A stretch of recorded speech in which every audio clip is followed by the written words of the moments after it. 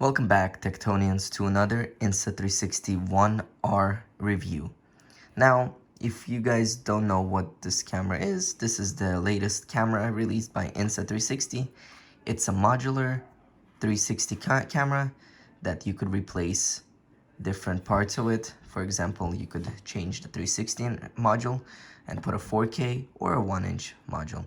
But for those that know what this is and want to dive into the settings and figure out how this camera works or what are the functions of this camera, well, let's get started. So first, just click the power button and the camera turns on.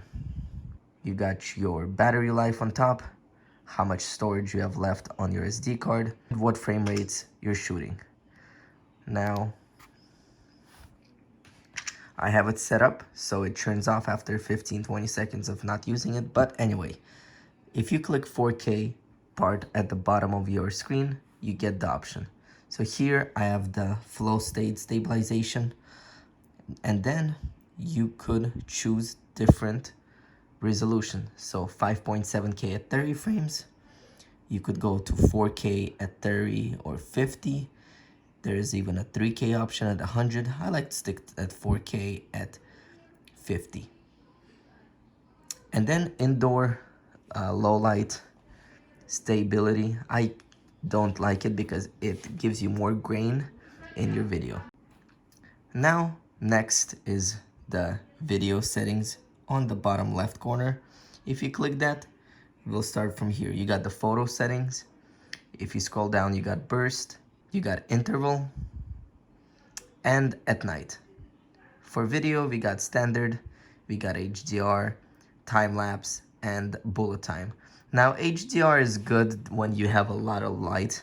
It is not something I would recommend using during nighttime. And then lastly, we got the star lapse. All right, so now if you scroll down, you got different settings. Your brightness of the screen, if you want to lock the screen, and then you could set camera rotation. And then in settings, general, you got USB mode. If you're downloading clips to your iPhone or Android, you keep it iOS. If you're doing it to Android, you go Android.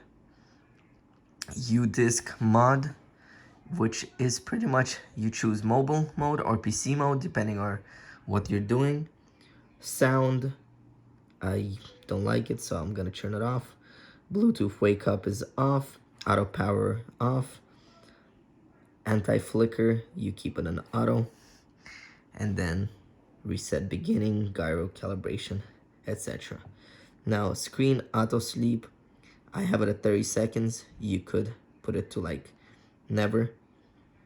During recording, I have it off because I want to see what I'm recording.